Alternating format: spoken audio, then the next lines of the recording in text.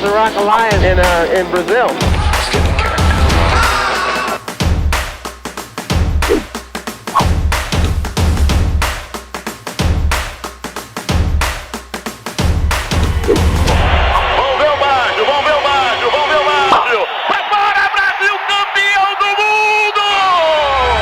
Em 1994, Lula achava que era sua vez de carregar a faixa de presidente. Mas ele não contava com o surgimento de um novo personagem na disputa. O governo conseguiu passar essa lei que disciplina a relação das dívidas dos estados. O que interessa é resolver o problema das pessoas. Legislação que levasse ao debate. Que trate dos grandes problemas dos pequenos. O Brasil estava preso em um ciclo inflacionário. O plano Collor havia fracassado e o vice que assumiu também não deu conta do recado. A consequência? Uma economia menos produtiva, com menos produtos disponíveis e com a mesma demanda de consumo. Peguei o último, né? O que eu posso fazer? Pelo menos um. A solução desses problemas estava em primeiro lugar como critério para definir o voto naquele ano.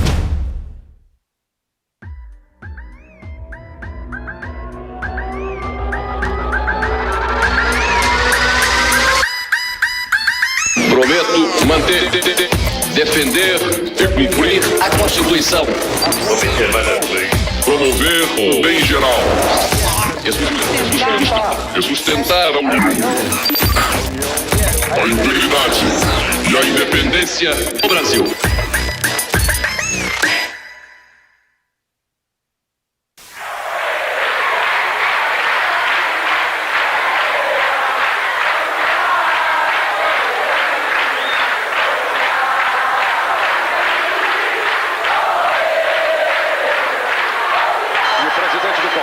Aciona a campainha pedindo silêncio das galerias para que comece a parte efetiva da posse.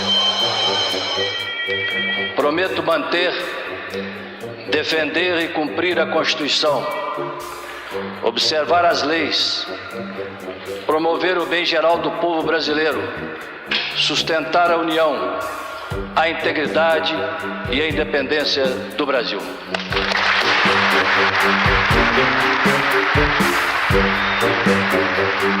Depois da renúncia de Collor em 92, Itamar Franco assumiu a presidência. Sem adversários à altura, Lula deixou de ser só o líder dos trabalhadores para ser também o provável vencedor da próxima eleição.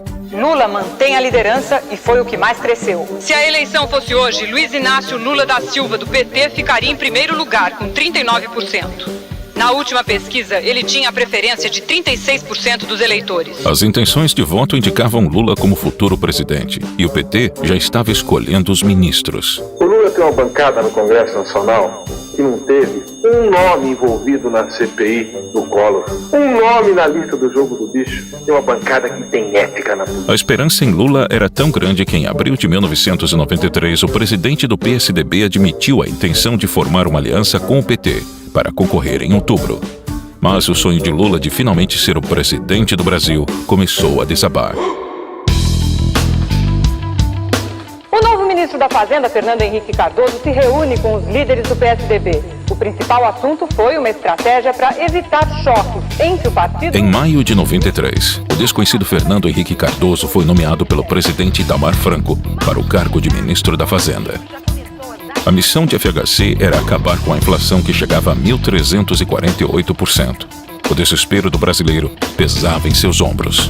Quem tiver realmente amor à melhoria de condição de vida do povo, tem que ter um olho muito pregado na inflação. A pessoa que entra num lugar novo não deve começar quebrando cristais, não. Deve começar a olhar com atenção. O que estiver funcionando bem não há por que mexer. O que estiver funcionando mal se toca. Depois toda a plateia aplaudiu de pé o novo ministro da Fazenda. Em agosto de 93, Fernando Henrique juntou uma equipe de economistas para montar o Plano Real. Em 1994, o projeto foi anunciado.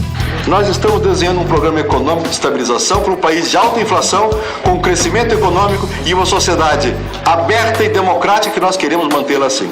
Depois de décadas de inflação, o Plano Real tirou o Brasil da queda livre. Foi eficaz, estabilizou a economia e aumentou o poder de compra da população. Primeiro vem o ajuste fiscal, um corte de 22 bilhões de dólares no orçamento, ou 5 trilhões e meio de cruzeiros reais. Ainda assim, é preciso mais dinheiro para equilibrar as contas. A ideia, então, é aumentar todos os impostos em 5%. Haverá um sacrifício, indiscutivelmente. De todos. De todos. Quando toda a economia estiver atrelada ao novo índice, chegará a hora de mudar de moeda. Esse pão com manteiga, que custa 600 cruzeiros reais, passaria a custar 26 centavos de reais. No dia 1º de julho de 94, o real começou a circular. Na estreia oficial do real, não houve atropelos. O movimento foi tranquilo nos bancos e caixas eletrônicos de todo o país. Sarney, Collor e Itamar já haviam cortado os zeros, congelado os preços e renomeado a moeda. Mas nada tinha funcionado. O real nascido hoje é a 9ª moeda brasileira em meio século. A diferença do plano de FHC era sua gradatividade. Não foi lançado do dia para a noite como o plano de Collor. A grande diferença deste plano é que ele não teve um dia D. Nada entrou em vigor hoje, por decreto, automaticamente. E a grande sacada do ministro era que os resultados se consolidariam durante o período eleitoral. Pois é, lançado o real, o governo vai usar a chamada âncora cambial para segurar a inflação nos primeiros 3 meses. Assim, R$1 ficaria valendo $1 nesse período. Então, vamos contar. Congelamento cambial seguraria a inflação perto de zero, pelo menos em julho, agosto e setembro. E dia 3 de outubro é dia de eleição. Uma curiosa coincidência, né?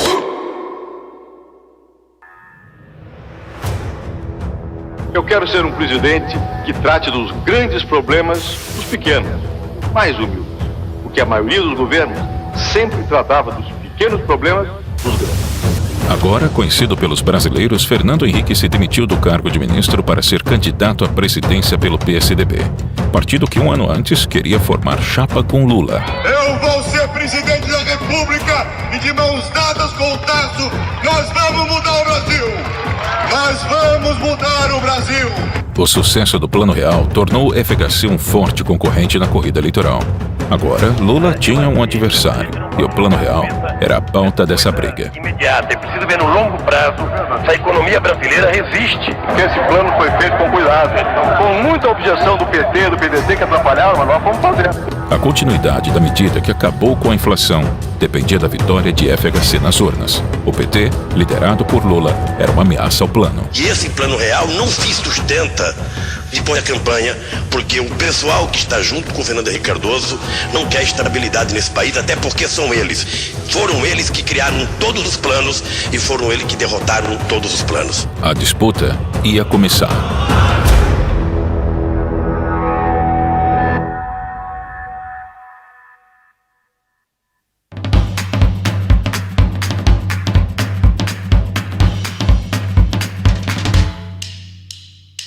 Cedo ou tarde, a morte se abaterá sobre cada um de nós e nenhum de nós poderá detê-lo. O candidato sorteado para perguntar. Vamos lá, segura, me ajuda aí, por favor.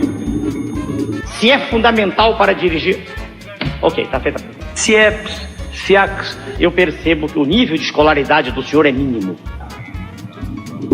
É muita ignorância querer confundir capacidade política com curso superior. Não por ignorância, perdoe-me o senhor.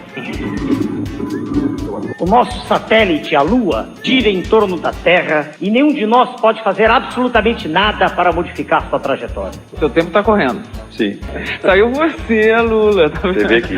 Erraram os que votaram no Collor e erramos nós que votamos no Lula. Sabe por quê?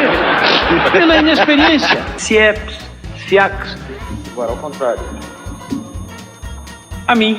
Dê preferência ao Fernando Henrique. Então vamos lá? Vamos lá. Eu não tinha dúvida quanto à preferência do governador Brizola. Um dia de sol equivale a 315 mil usinas de Itaipu funcionando o tempo todo. Risonho, amável, não briga com ninguém.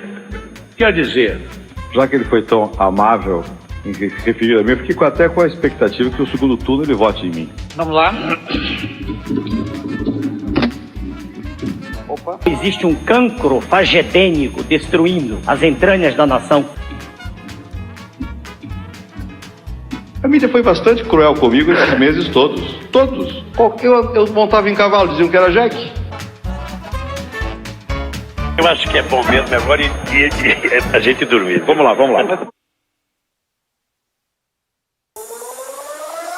Em abril, Lula tinha cerca de 40% das intenções de votos, percentual que faria o petista vencedor da eleição em outubro. Em maio, o FHC formou alianças com PFL e PTB. Em junho, Bisol, vice de Lula, foi denunciado por corrupção em parceria com a então desconhecida Odebrecht. Aloysio Mercadante, um dos fundadores do partido, foi nomeado e salvou a candidatura de Lula. Em julho, Lula ainda era o líder nas pesquisas, mas sua vantagem não era mais a mesma. Queda de 5 pontos percentuais na diferença entre o candidato do PT, Luiz Inácio Lula da Silva, e Fernando Henrique Cardoso, do PSDB. Em agosto, o Plano Real dava resultado. O poder aquisitivo da população, que por anos foi destruído, finalmente aumentou. O jogo virou. Os preços não sobem mais com aquela velocidade de um Brasil de inflação de 40%. FHC passou a liderar as pesquisas com 45% das intenções de voto. Lula diminuiu para 23%. A minha candidatura lidera as pesquisas em todas as regiões do país. Era hora da crise no PSDB.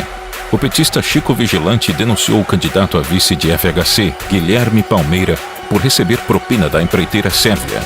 Marco Maciel, senador pelo PFL, foi nomeado no lugar de Palmeira e o escândalo não abalou a FHC. Com ampla vantagem nas pesquisas e a vitória de FHC quase certa, a última esperança de Lula surgiu em setembro. A saída do ministro Rubens Recupero surpreende o país. Fernando Henrique Cardoso fez questão de desvincular as declarações do ex-ministro Recupero com a candidatura dele. Na conversa, Recupero, um dos articuladores do Plano Real, disse que o plano foi usado como propaganda para beneficiar a candidatura de Fernando Henrique. Não tem nada a ver, isso é questão de governo. Ele não está em campanha comigo. A conversa foi captada por antenas parabólicas e amplamente divulgada pela mídia. E foi assim que uma pessoa em Brasília flagrou as declarações do ministro e gravou tudo. E o Brasil conheceu os bastidores do Recupero. Eu não tenho escrúpulos, é o que ele fizer. O que é bom a gente fatura, o que é bom. Porque o que o ministro acaba de fazer é brincar com o sentimento de uma nação. É a candidatura oficial. Meus adversários querem derrubar a minha candidatura de qualquer jeito. 2 dias depois, Recupero renunciou ao cargo. Quem o substituiu foi Ciro Gomes, na época filiado ao PSDB. A equipe está feliz com a designação do Ciro e o Brasil também. Para desespero do PT, mais uma vez a popularidade de FHC não sofreu abalos após a crise. O golpe final contra Lula aconteceu ainda em setembro. O Plano Real, criado por FHC, diminuiu a inflação para 1,95%. A inflação desse mês não vai passar de 2%. Eu desafio quem desminta isso. Quanto mais o Plano Real dava certo, mais FHC era desejado na presidência.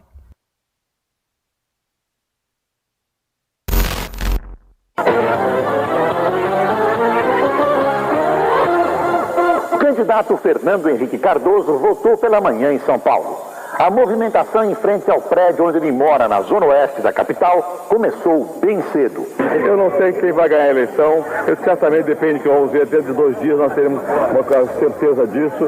Eu não quero avançar o sinal, mas eu acho que ganhe quem ganhar. Nós temos um Brasil mais confiante em si. Às 11 da manhã aumentou o burburinho aqui em frente a um colégio da Zona Sul de São Paulo. O candidato Fernando Henrique estava a caminho para votar. Como todos os eleitores, preencheu as cédulas, uma de cada vez. Se bananou com a mesa de votação, o candidato erra a urna. E quase teve um voto revelado por uma câmera indiscreta.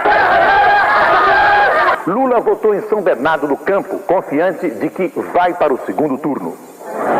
9 da manhã, começava o dia de Luiz Inácio Lula da Silva. E esse café? Seria o café da manhã de um derrotado?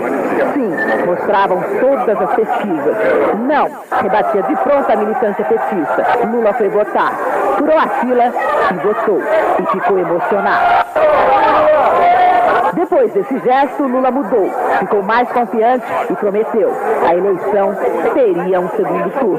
Quando a gente vê esse mundaréu de gente na rua, quando a gente vê essa garra na rua, a gente tem certeza que vai ganhar essas eleições. No dia 4 de outubro de 1994, as urnas terminaram de ser apuradas e confirmaram o que todos já esperavam. FHC derrotou Lula no primeiro turno com 54% dos votos, contra os 27% do candidato do PT. Galera. Defender e cumprir a Constituição. Observar as leis promover o bem geral do povo brasileiro, sustentar a união, a integridade e a independência do Brasil.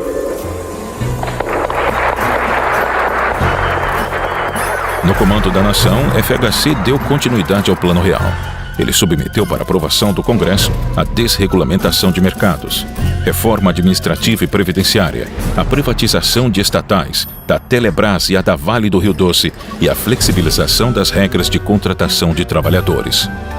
Em setembro de 1997, FHC conseguiu a aprovação da emenda constitucional que permitiria a própria reeleição em 98. O Congresso vai instalar a comissão especial que vai analisar a emenda da reeleição no próximo dia 15. Naquela época, o segundo mandato em sequência dos cargos executivos era proibido pela lei. Para um assunto polêmico, toda a cautela. O presidente da Câmara, deputado Luiz Eduardo Magalhães, teve um encontro reservado com o presidente Fernando Henrique no Palácio do Planalto.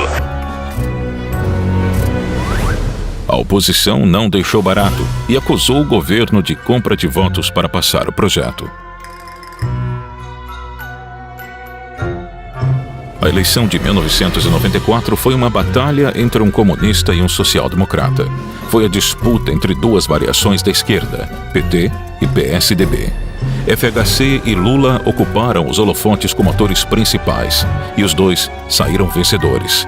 Na prática, era o início do socialismo fabiano no Brasil. Se a eleição de 89 foi um circo, a de 94 foi uma peça de teatro.